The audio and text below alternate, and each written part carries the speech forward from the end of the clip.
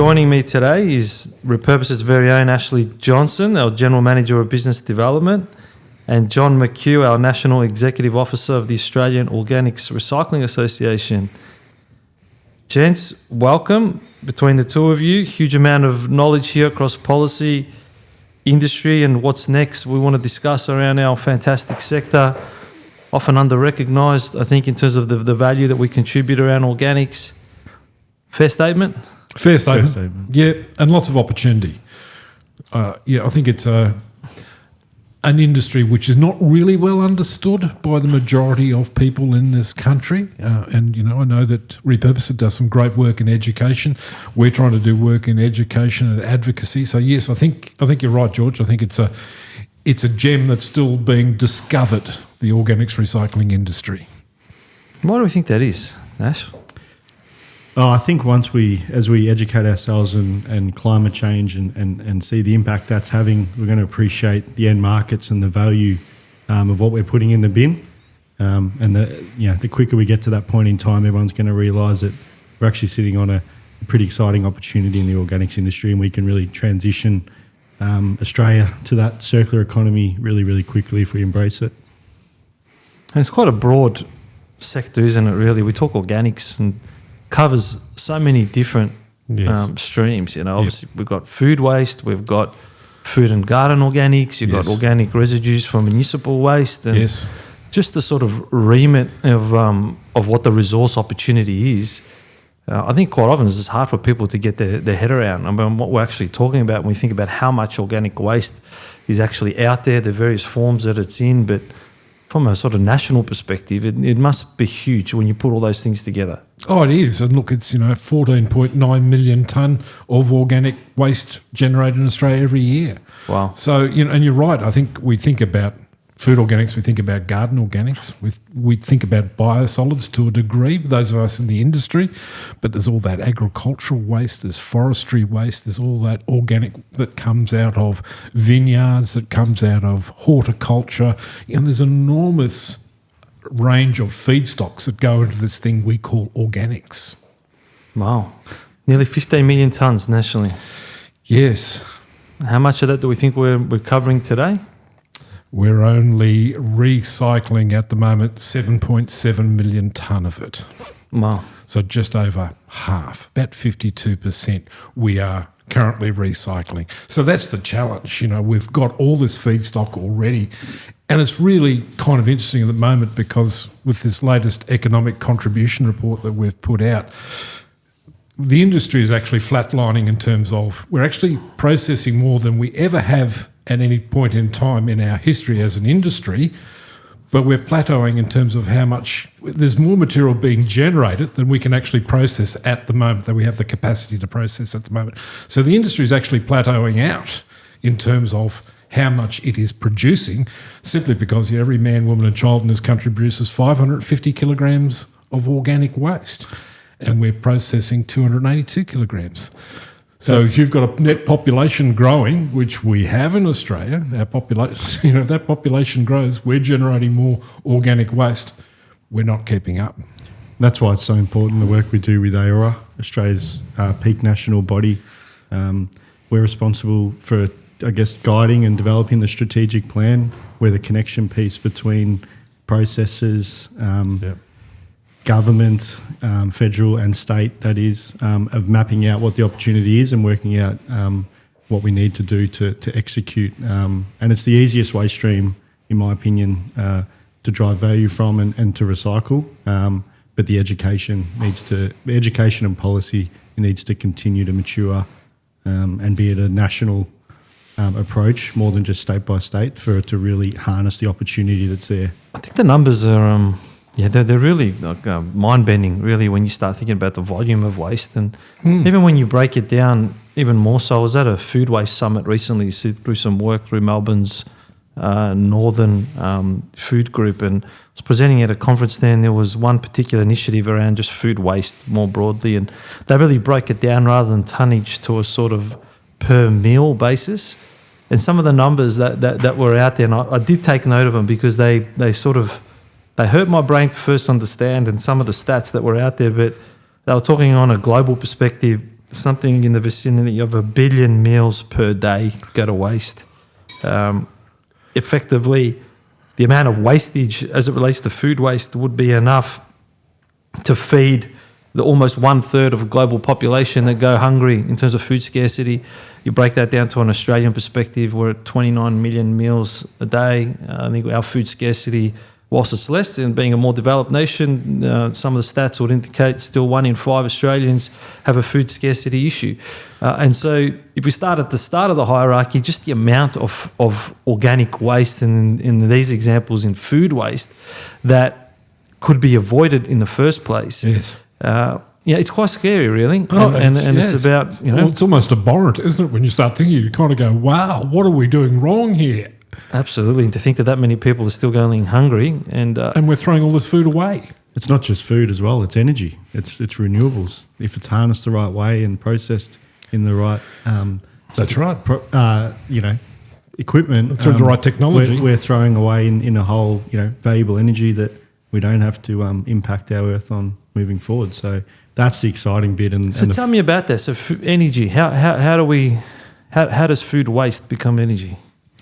It can be done through various processes. One of the most common is any sort of, when we say food waste, from packaged tuna cans that have gone out of date, cans of Coke, to clean scraps, your bananas that have gone off, things like that. They can be received at a facility, go through a various different food depackaging process, from extruding the material to washing the material. There's a lot of this technology. It's been done for 30, 40 years in Europe. Once it's been extracted, it's put into an anaerobic digestion plant. There are, again, varying types, whether it's wet or dry. Wet anaerobic digestion produces the most gas yield, which then obviously the most power. So that's the most popular overseas. It goes into a big cylinder, basically breaks down over 14 days. As it releases the gas, it's captured, turned into energy, and then the byproduct of that still has nutrient value, can still be applied to our farming, grazing lands or our metro urban amenities when it's mixed in with compost, and produce nutrient value to, accelerate growth and tree canopy growth. And that gas that's produced, that would otherwise be in a landfill emitting harmful methane, which is obviously a huge Correct. contributor towards our greenhouse gas. Correct. Again, some of the numbers that I've heard, which are quite scary, is that for every tonne of food waste, almost 2 tonne of CO2 equivalents produced in terms of methane. So to think that that's out there just rotting away, polluting our atmosphere, it's quite scary. Yeah. And that's why we say, George, to people talking about organics recycling, if you're wondering what you can do to contribute to mitigate the effects of climate change, get better at organic recycling. Start diverting your food waste, your green waste. If you're sending that off for reprocessing, you are actually making a contribution to mitigating the effects of climate change, because it's not going into landfill, it's not producing the methane, it's not harming the atmosphere. So people wonder, what can I do to fix climate change?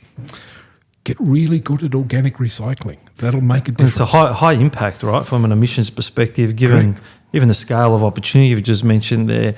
Nearly 7 or almost 8 million tonnes still available to be able to recover. Yep. I think the various forms obviously make it quite challenging, but why hasn't industry invested yet to be able to deal with that? What are some barriers that you think we're facing, and why the investment's lagging to some degree in bringing this capacity online? I think something that we're always, it's brought up in every meeting with AORA is policy, the rollout of our mandate to divert organics from landfill by 2030. Each state has different rollout programs and different requirements and things you can put in the bin. So that's definitely something that we continue to lobby to mature, and hopefully one day we get a national approach. I think every household in Australia should have the same bins and know, the education. It's a nice aspiration, isn't it? It's a lovely aspiration. The education system, can then really fast track that development with our kids from the ages of 4. That's what I think is the biggest barrier at the minute. What about you, John? You come across various industry players. You deal with government. Yes. You're lobbying this nationally on behalf of the industry. What's some common themes of feedback that you think that you receive? Oh, a little bit tongue-in-cheek, we got it wrong 220 years ago by making this country a federation, didn't we? 6 different states and 2 territories. We didn't do ourselves any favours when you look to where we are now. And you look, that is a little bit tongue-in-cheek, but it's that regulatory burden that we see, and the inconsistency of that regulatory burden or that policy burden on the industry. It differs, as Ash said, it differs from state to state. You've increasingly got players in this industry who have got a footprint in more than one jurisdiction. So all of a sudden they are dealing with different policy settings, different regulatory settings across state boundaries. That creates a problem for them. If we go back and look at what the Feds said, that we want with the National Waste Policy Action Plan, which was it's a good aspirational plan for resource recovery in this country, of which organics is part of it. But you set these aspirational targets, which then feed down to the states, and you get somewhere along the track, and then all of a sudden government say, great target, but we hadn't thought about the capacity of the industry. Where is the industry going to, where is the investment going to come from? Where does it, where are we going to put these plants to manage this? Oh, we didn't think about contamination. That's going to be an issue. So then you get the EPAs involved and they say, well, we're really concerned about the environment and human health, as they should be. That's their mandate. So therefore we need to be careful about how we manage this material at end of life, what the feedstocks will be. And all of a sudden this great aspirational goal, which is fabulous, it's all of a sudden gone down to a level where people saying, well, you haven't considered this and you haven't considered that. We've got to be mindful of this. And all of a sudden, that aspirational goal starts to lose some of its value and some of its impact, because you're trying to implement something on the ground across 6 states and territories, which is not easy to do. I'll add to that. We've got this awesome opportunity of diverting from landfill, and we've spoken about what we can turn food into and energy, and it's really exciting. And companies like Repurpose that want to invest, but we also need support from state and federal and even local governments. We can have all this inbound feedstock that gets diverted. We've got to have end markets. So the metro market in Melbourne, Victoria, as an example, I can talk to that because that's where we are today. They want tree canopy growth, 30% additional tree canopy growth by 2050, but all of their local council policies do not let the use of recycled organics. That's one example where we're trying to push, diversion, and we create an end product, and we need that demand. So Sustainability Victoria have been really supportive of AORA, especially in this state, and they're starting to roll out programs that encourage trials and tests for local councils. And I know a couple of local councils around us, I think the challenge is too is with some of the stuff we've been talking about, even in your description there of taking food waste right through to gas and eventually energy, they're big capital investments, and yes. Even in the case of composting, even look at some of the investments in composting in a more urban setting where you need to do it in vessel and obviously undercover and protect the local community from a odour and an emission amenity perspective. Large-scale investments, and in order for businesses to have confidence to be able to do that, yes, need to know that they can securitise the feedstock, because these investments have typically got a 25, 30-year life, as a minimum, the type of major investments that we're talking about here. But importantly, that the markets at the back end are going to continue to be supported. And that gets a bit shaky when we've got this really, in some ways, evolving approach around contamination, around how waste is regulated in terms of product being end of life, and how we can get these things to market. What's some of the feedback that you're seeing, John, across different states and territories that deal with this and the change of views around that? Because the challenge and opportunity exists nationally, and your role is obviously national. So it must be frustrating at times to see that there's a huge opportunity in front of you, but there's an inconsistency there in policy and approach that sounds like is holding industry back. And it is. I agree. Absolutely, it is. In some instances, that's exactly what it's doing. It's holding industry back. And it's, some of these decisions by state government agencies or policymakers that says, we want your industry to produce a specification on a product which is X, Y, and Z, and it will have, only certain levels of heavy metals or other contaminants in it. And we turn around and say, well, hang on a second, we're taking a waste stream and we're turning it into a valuable resource, we don't add anything along the way here. What you give us and what constitutes the feedstock stream is inevitably what's going to end up in the compost. So at the end of the day, you can't sort of turn around to our compost and say, that's not a good enough product for what we need because it's not meeting the specifications on a particular, perhaps, contaminant. Well, we haven't put that contaminant in there. That's come from upstream. If that is the problem, you really should be dealing with it upstream, not at the end of the line or the end of the production phase. So, you can't have it both ways. If you want to recycle this material into a valuable resource called compost, which we can do really well, and there are great uses for this across agriculture, across viticulture, across broadacre, across councils, you've got to understand that, you can't put all the onus on the composter to produce a product that is going to be reliant on what it is that the feedstock stream is coming in, So it gets really frustrating having that conversation again and again and again to say, we're doing the best we can. We can't take all the contaminants out. If you've got a problem with a particular contaminant, why is in the feedstock stream to begin with? Why aren't we regulating up the supply chain, not down the supply chain? It's such an obvious point, but obviously quite a complex one as it relates to how you regulate it. I mean, we talk about this concept of product stewardship, but really what you're sort of talking about there is around contamination stewardship, about materials, about what you're actually putting out into the environment, into the local community, that there's got to be custodians of the liability that comes with that at the end of the life. Because you're exactly right, the composting process doesn't add any of these contaminants to the process. We're dealing with what comes in. That's right. And that can be quite variable. And also the challenges in even... apart from the end of product type of contamination issues, but also the types of things that come in our feedstock that are just unwanted and shouldn't be there, and the risk that they pose operators, batteries being a huge one, embedded batteries is a huge issue, glass, really challenging materials that's got no place in a food and garden organics waste stream, but ends up there. Yes. And getting, I guess, more ownership and accountability about how these things are ending up there definitely needs to continue to be a big focus. It's an ongoing conversation, George, and it will be, I think, and for you, Ash, I think it's in perpetuity. I don't think it's one of those conversations that ever has an end point. I think we will be talking about the feedstock, about contamination, about how to reduce that and how to manage that, and the importance of that for as I say, in perpetuity, because I just think it is such a big issue for the industry. It affects not only, as you say, the health and safety of your operators at Repurpose and other facilities, but also affects the veracity and the confidence in the end product that we are producing. How can we do more? What role can we play in that? Because the work that you're doing and expect a lot of the time that you spend is also around lobbying for the industry and the sector, and we're reliant on bodies like you to be able to do that.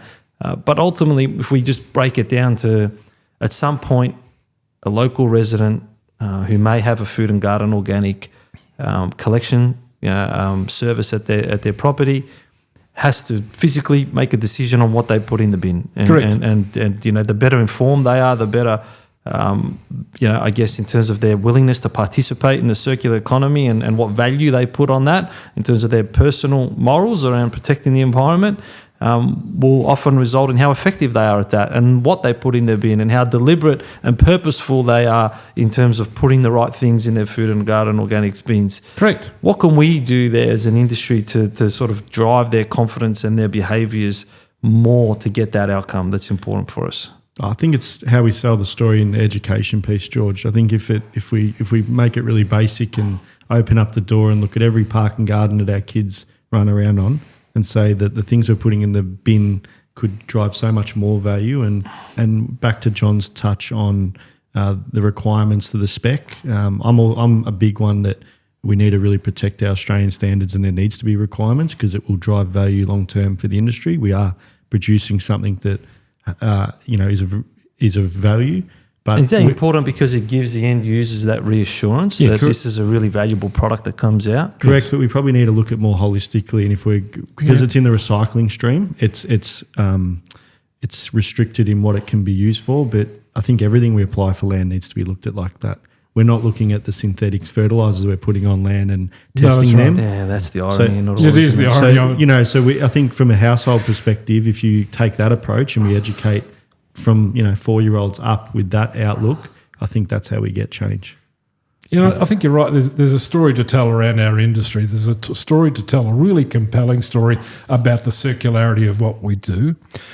Telling that story to households and others, and that includes politicians, regulators, everyone needs to know that story. So you've got to pitch that story well. And taking your point, George, education is obviously going to be really, really fundamentally important. And I know Repurpose do a lot of great work in schools, and hats off to you guys for doing that. There's also got to be, it's a whole of supply chain responsibility. So local councils have got to be involved. They've got to be front and centre of being able to make sure that their households, their residents have access to information. If I've got a question, can I go to my council and get this question answered? The answer to that is yes, you should be able to.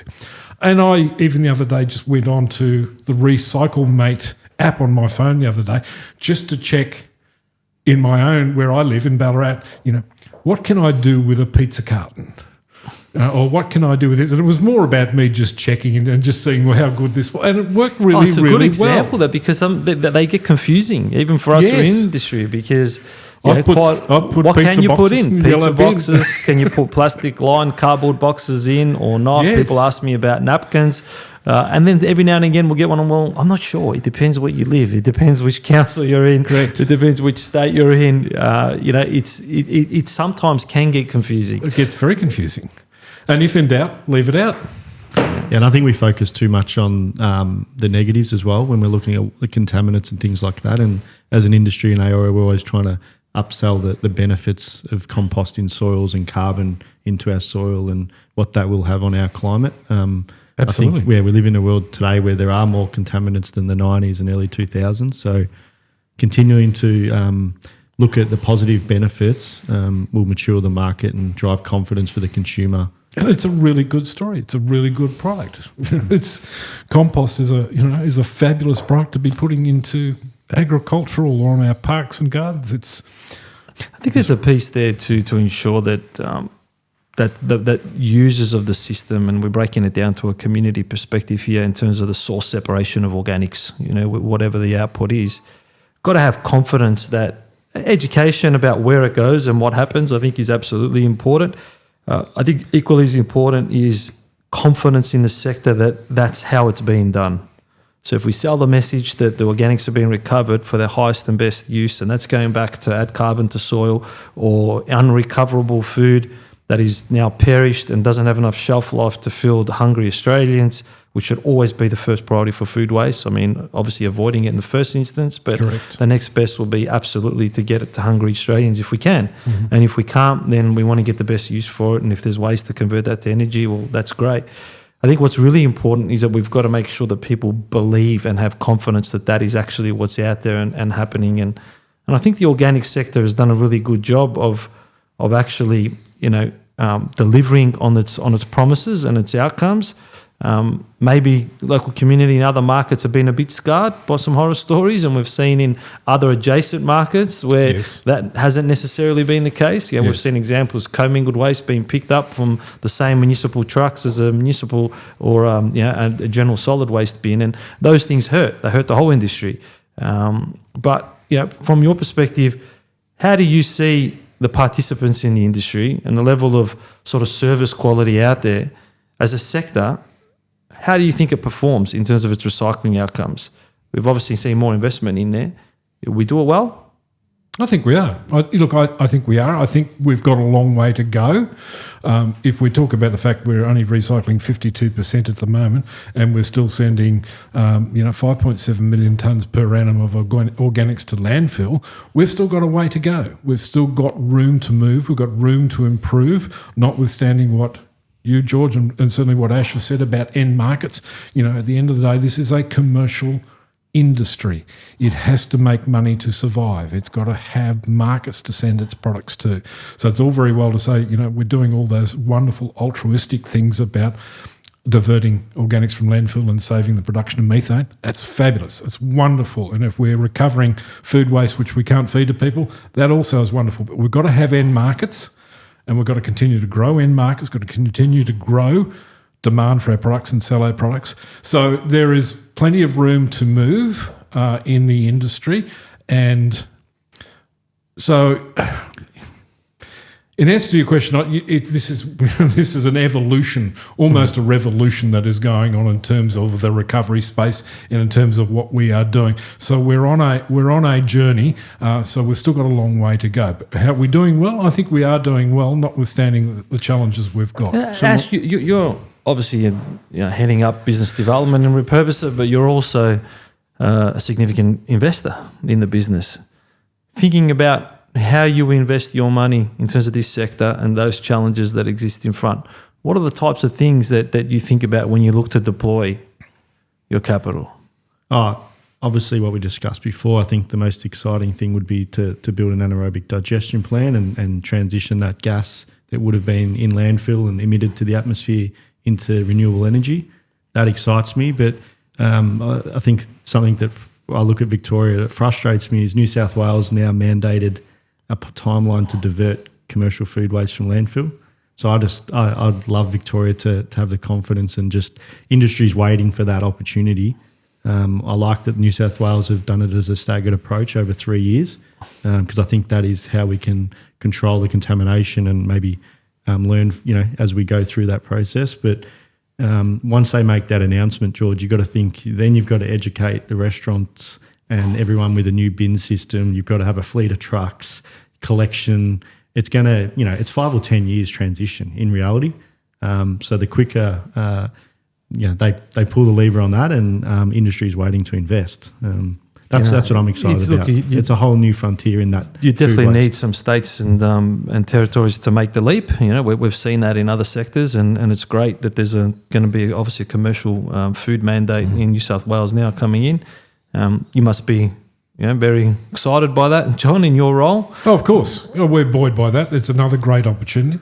And there is some work that we're involved in as AORA with EPA in terms of some projects around in this space as well. What can we do as an industry, and representing, principally the processing sector, the organic processing sector. What sort of collateral material? What sort of support material? It's different from households when you're talking to commercial food production facilities. I just want to talk through that for a second. If we just think about that, because I think sometimes, obviously we've got the benefit of being in the industry and knowing in great amount of detail how the mechanics of it work. But if we just think about something like commercial food waste being effectively prohibited from landfill, let's just be really aspirational now and say that Victoria prohibited just the way they have e-waste, commercial food waste going to landfill.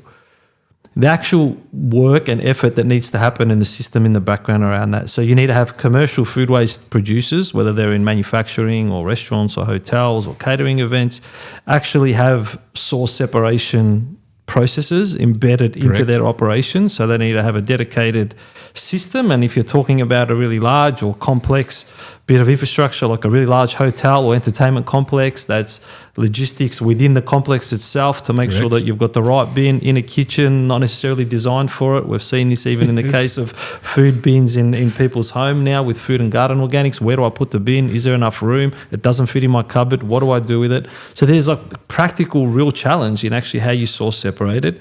Then you've got to run education of all the users of that to make sure that they are only putting the right content of food organics in there and not other contaminants.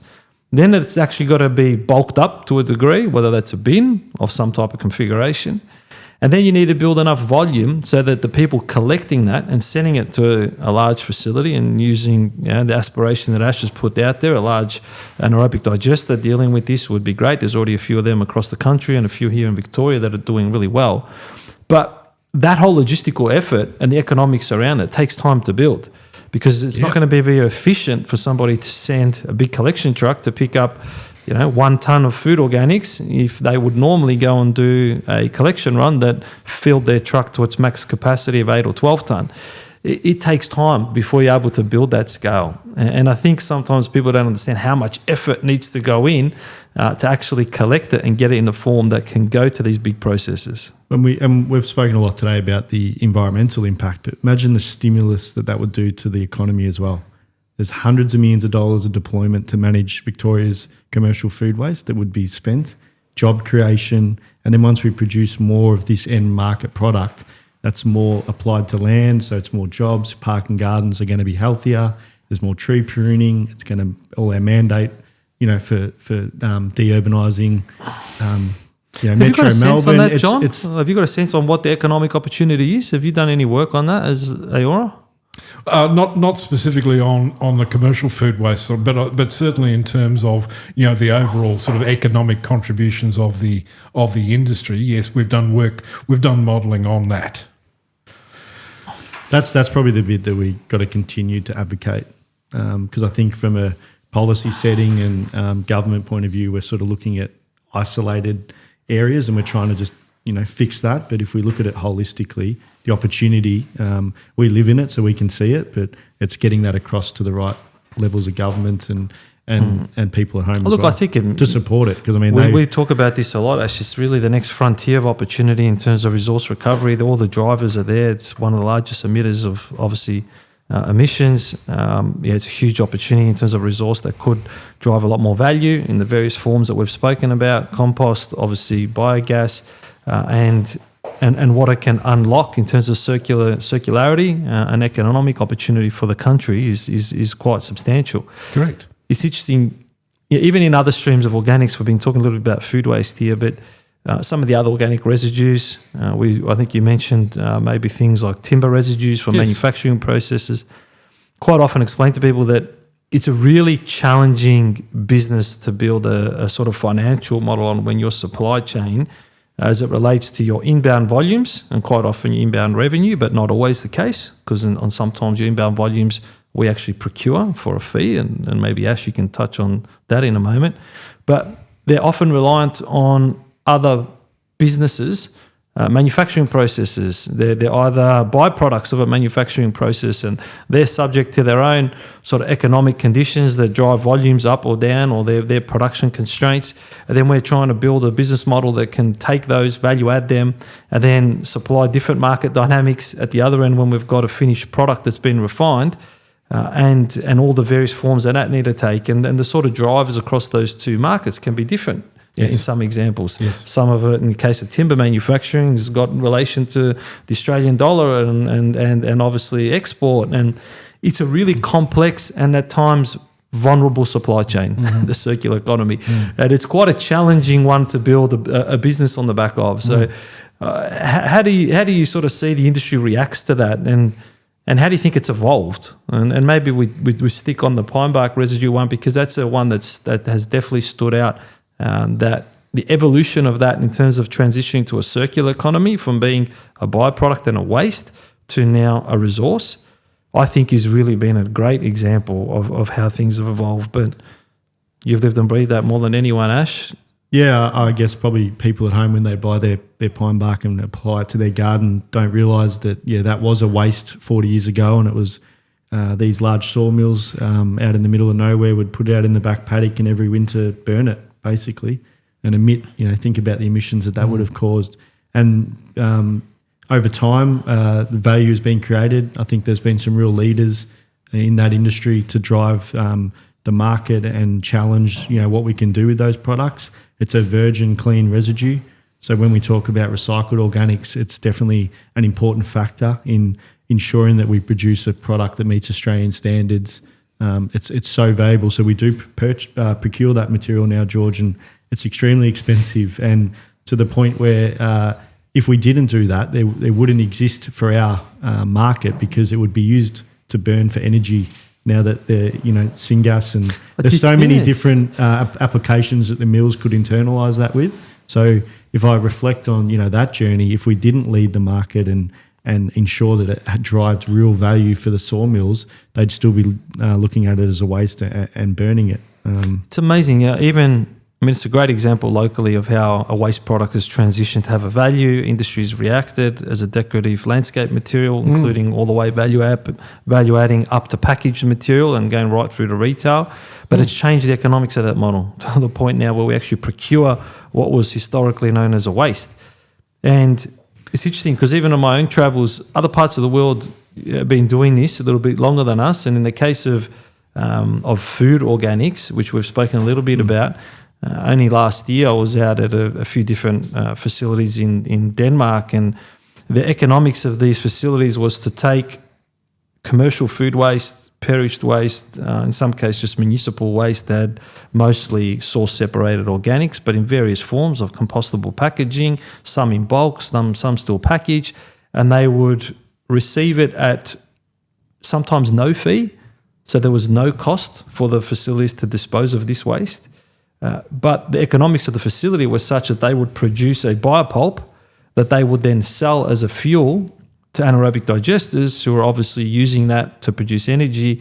And the commercials were that the biopulp itself was so valuable as a fuel source that the businesses stood up as a financial case, not in charging for waste, but in actually charging for the resource they're able to produce. Yes, do you see more of that opportunity?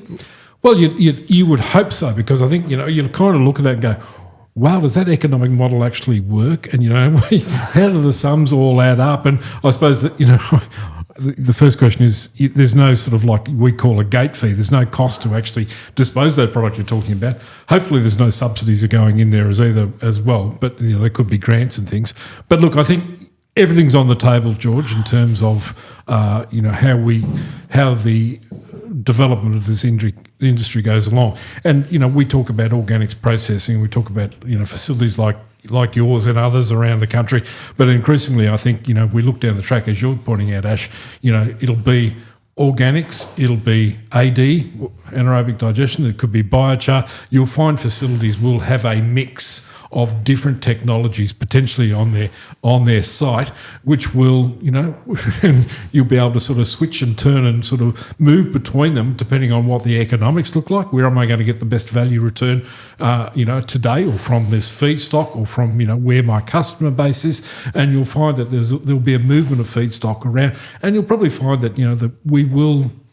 That what you're talking about is that in terms of pine bark and things, you'll find that resources that we once considered to be problematic, and hell, what do we do with this stuff? We actually really need it now. Absolutely. Because we can do something with it. Yeah, and I think I want to say this the right way and not be negative, but we talk about it in other areas of repurpose that Australia's can be lazy. We're resource rich, so we're not like Europe. We don't really have to transition if we don't want to. And it's the same in what you just explained, George. In Europe and some of these countries that are really progressive, they don't have endless amounts of farmland and can produce their food, to whatever level they need to. They have to get progressive with it in the 80s and 90s, like we had to with pine bark. Now, if you looked at that model, and in Australia you can make it all stack, but they look at the end product. Once you've got all the energy and it's a de-energized pulp, they look at that as food for the land. And then that's food for the soil, which then can encourage crop growth, which means that they need less area to grow. And obviously that's, population. So Australia really needs to look at it all the way down the value add stream. At the minute, we've got a bit of we're not looking at that end product with too much value, I think. But we need to look at when it's implied to our soil, what it is doing and what is the economic value long term. Yeah, and it's also really about like bringing to life what the opportunity that exists there is to have meaningful impact, not just in avoided emissions, in landfill diversion, but in reducing our reliance in the case of organics and the energy around less sustainable fuel sources. So we're going to continue to produce organic waste. The numbers are supporting that. You're seeing with population growth, industry is maybe lagging slightly on capacity, but there's definitely a lot of willingness and interest to invest, and we've spoken about some of the challenges there, but each of them presents a huge opportunity for larger scale, more advanced technology that can get better value from these resources. And the more we can tie it to a critical need like energy, then I think the better we can raise the profile of the sector and get the right policy movement and get the right political support and get the right community behaviours, because it is very much an essential service of running any sustainable community. You need all the pieces of the puzzle to work. Yes. And I think we've got a huge opportunity in front of us now in the organic sector, and obviously you're doing a lot of work to support opening that up. What do you think comes next? What are the major leaps forward that we need to take as a sector? I think mature in that value in that end market, product stewardship, really educating the end user on all these new products. We're, anaerobic digestion, the digestate at the end, like opening gates for what are we going to do with that? Because in Australia, as you said, that there are some facilities, but the reality, the commercial reality when you do a business case today is put it around heaps of land that you own and apply it on your own land.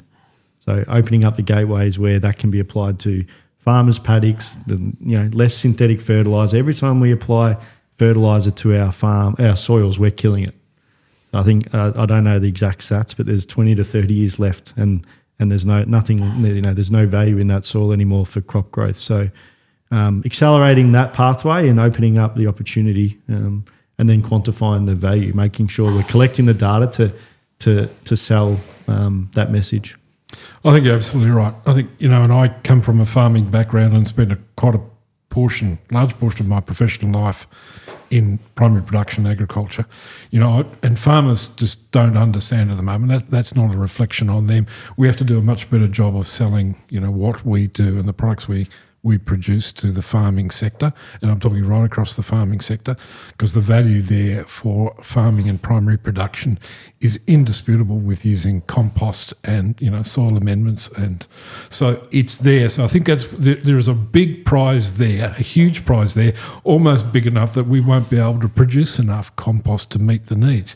Happy days if we can't produce enough to meet the needs. It just means the value goes up, and it finds its way to the best possible end use. So I think that's a really important point, Ash, about building those end markets and building that understanding about what we do. The other big opportunity, George, for us is what we've already touched on, is the community.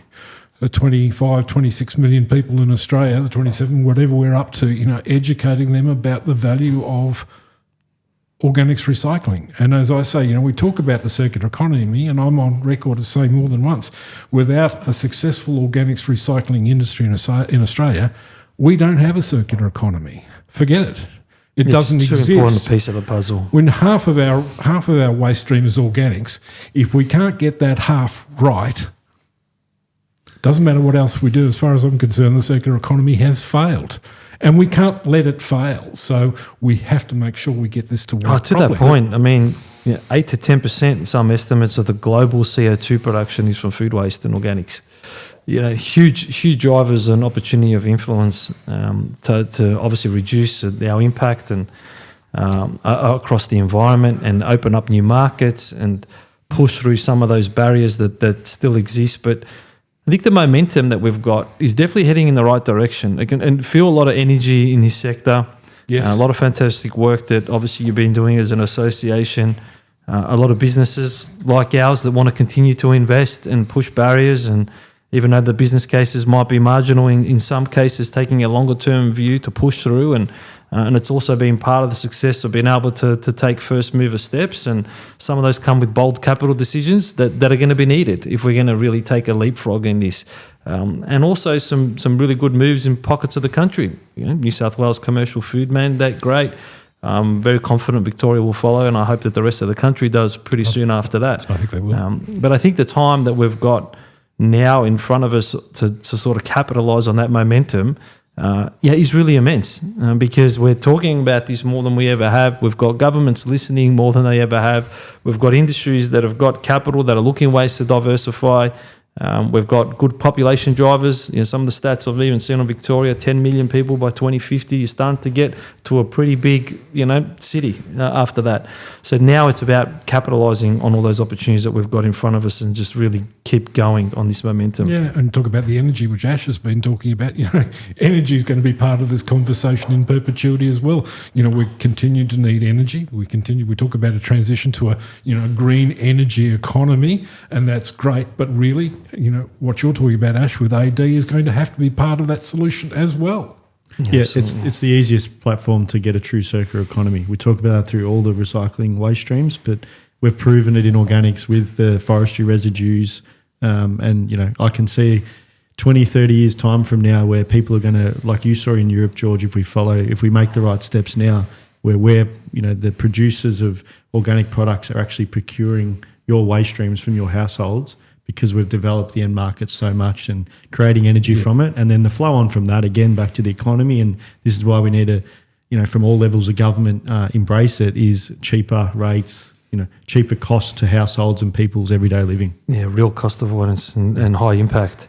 Correct. Gents, greatly appreciated. Been fantastic chat. Really enjoyed your time. Thanks so much, John. Pleasure, Ash, George. Thank you. Thanks, George. Great session. Thanks, gents.